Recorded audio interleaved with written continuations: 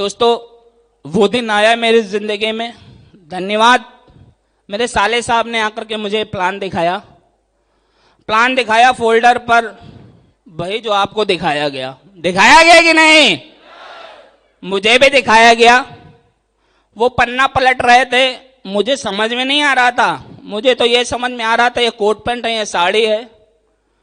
लेकिन लास्ट में जब उन्होंने स्लाइड पलट दी 40,96,000 रुपए की, तो एक बात तो समझ में आ गई थी, यार काम बड़े स्तर का है। 40 लाख रुपए का है, क्या पैसा कमाया जा सकता है? विश्वास नहीं किया था, लेकिन साले साहब की बात थी, मैंने 350 रुपए निकाल करके फॉर्म भर दिया था।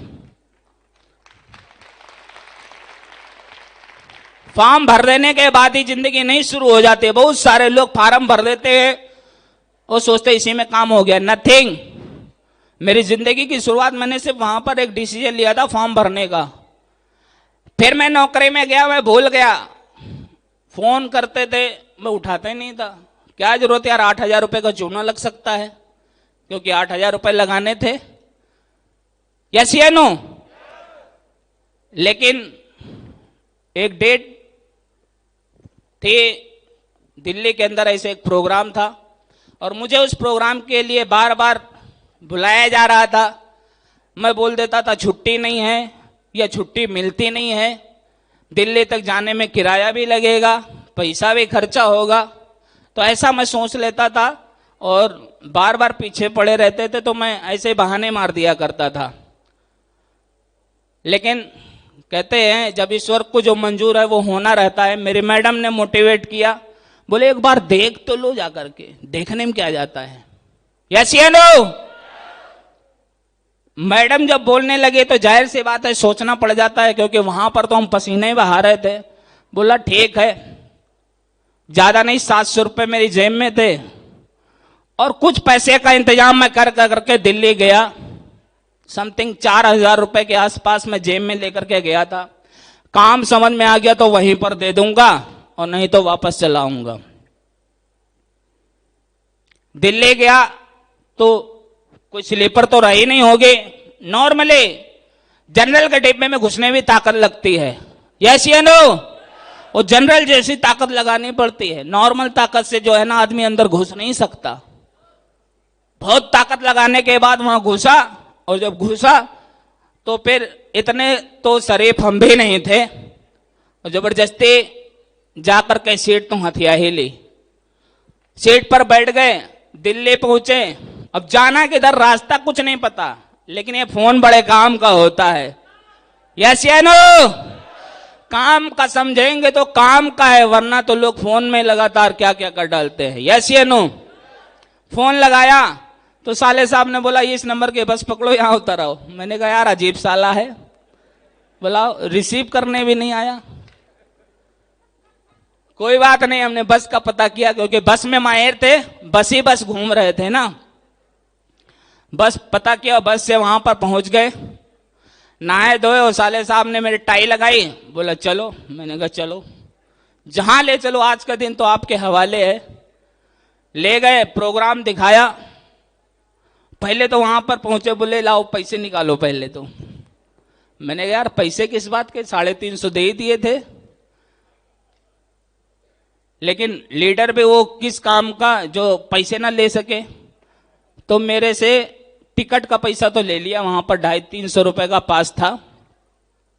ले जा करके मुझे ऊपर वाले रूम में जगह मिली, बालकनी थी, और वहां पर मैंने नोटिस, ज्यादा कुछ नहीं किया, मैंने कुछ चीजों को नोटिस किया। वहां पर कौन आया था मुझे ये नहीं पता, क्योंकि ना मैं उनको नाम जानता था उस समय, ना शकल से जानता था।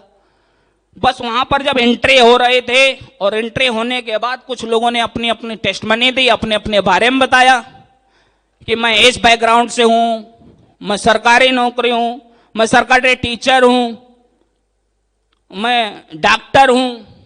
और उसमें कुछ नॉर्मल भी आ गए, और वहां पर उन लोगों का सम्मान वगैरह हुआ। तो उनमें से कुछ लोग ऐसे ही थे जो महीने का 4-5 हजार रुपए कमा रहे थे, और उन्होंने आकर के बताया मैं कंडक्टर हूं, और मैंने यहां से 4,500 रुपए कमाए। मुझे लाख वाले की तो बात एकदम समझ में नहीं आई थी, क्योंकि ऐसी सोच नहीं थे और ना उनकी बातें समझ में आ रही थी शुरुआत में। लेकिन 4,500 रुपये बताया एक हफ्ते में, भेजा टन का, यार बंदा परफेक्ट बोल रहा है। 4,500 रुपये बता रहा है, यानी 4,500 रुपये कमाया होगा तभी बता रहा है। यस या नो? फंक्शन खत्म हुआ, कुछ नहीं, एक दिन रुके थे, अगले दिन अपनी कंपनी सब दिखा दी। मैंने कहा कुछ भी हो, अब तो इतना भरोसा हो गया, एक आदमी झूठ बोल सकता है लेकिन बाकी सारे नहीं बोल सकते। यस या नो? तुरंत जेब से पैसा निकाला जो लेकर के गया था। मैंने कहा डेढ़े लगाओ और मैं इस काम को करूंगा। और मुझे डेढ़े पेढ़ी का नहीं पता था उस समय। पैसा लो, सीधा मेरी ज्वाइनिंग। यस या नो? वहां पर ज्वाइनिंग वाइनिंग लगा दे और यहां पर आया, मैंने कुछ लोगों से चर्चा कर दी तो चर्चा फैल गई आग की तरह। यस या नो? आग की तरह। मुझे कुछ अता पता नहीं था। मैंने कुछ लोगों को ऐसे बोला, यार एक कंपनी है, उसमें यार जुड़ो और 2 जोड़ो और धीरे धीरे करके यार लाखों रुपए कमा सकते हो। बोले भाई कहाँ चक्कर में पड़े हो, ये भी कोई काम है? बेवकूफ बनाने वाला काम है, फंसाने वाला काम है। तुम अच्छा खासा फंस गए हो। भेजा टनका, लेकिन मैं अपनी आंखों से देख करके आया था ना। यस या नो? और जब कोई इंसान किसी चीज को देख करके आता है ना, तो इतनी जल्दी सटकता नहीं है, सटका देता है। यस या नो? कुछ नहीं, मैंने 1 महीना वेट किया। मैंने कहा पहले इत्मीनान से मेरा प्रोडक्ट आ जाए, मेरा सामान आ जाए, जो पैसा मैंने लगाए हैं। यस या नो? 1 महीने बाद मेरा प्रोडक्ट आया और मैं लेने नहीं जा रहा था। फोन किया, बोला कोरियर वाला जाता नहीं है गांव में, ले आओ। मैंने कहा नौकरी से जा ही रहे, साला वापस हो जाएगा, पता नहीं भेजे ना भेजे। कोरियर वाले के पास गया, ले आया, भरोसा हो गया। खोल के देखा मैंने, यार 3.5 7,000 का तो है ही है। इतना समझ में आ गया था। जब इतना समझ में आ गया तो इतने गैर गुजरे हम भी नहीं थे कि साला 2 लोगों को बात ना मनवा दें। यस या नो?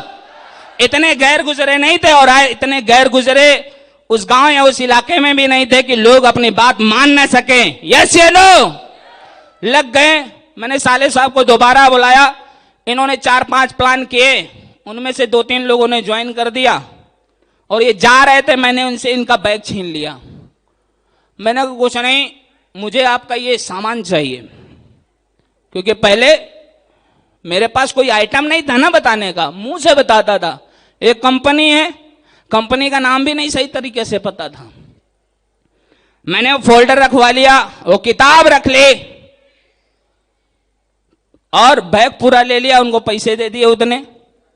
ले करके मैंने काम की शुरुआत कर दी। काम की शुरुआत के कुछ नहीं, कुछ लोगों ने आए बाएं दाएं जो भी बोला सहता किया, क्योंकि देख करके आया था और मेहनत करना चालू ही किया था। इतने समथिंग 2 महीने के अंदर मैंने 23 लोगों की टीम बनाई थी। कितने लोगों के? 23 लोगों की टीम अपलाइन के सपोर्ट से बना दी थी। 23 लोगों की टीम बनने के बाद छोटा सा प्रोग्राम अपने गांव में किया था और वहां पर कोई और नहीं, एक हस्ती उस प्रोग्राम का हिस्सा बनी। उस प्रोग्राम के अंदर एंट्री हुई और वहां पर समथिंग 53 लोगों को बिठाया था। उनमें से कुछ बारिश का बहाना बना करके भाग गए, कुछ फार्म ही नहीं भरे, कुछ लोग और समझा करके चले गए, 100 रुपए ले लिया, समोसा तक नहीं खिलाया। लेकिन बाद में कुछ लोग बचे, उनकी मीटिंग हुई और मीटिंग में सर ने कुछ बातें बताई और समझ में आ गए। और वो शख्सियत कोई और नहीं थे दोस्त मेरे। मैं आज दिल से प्रणाम करता हूं और दिल की हर एक गहराई से उनको सलाम करता हूं। अगर जो उस दिन शायद उस लेवल पर, मुझे नहीं पता था उस सर का लेवल क्या है, लेकिन वहां पर आकर करके सर ने सिर्फ गले से लगाया था, मुझे इतना याद है। और वहां पर जो भी बातें बताई छू गई थी। और वो ग्रेट पर्सनालिटी, ग्रेट मेंटर्स, मैं उनको कोटि कोटि नमन करता हूं। महागुरु जी जसवीर सर को दिल से प्रणाम। मेरी जिंदगी सवारी मुझ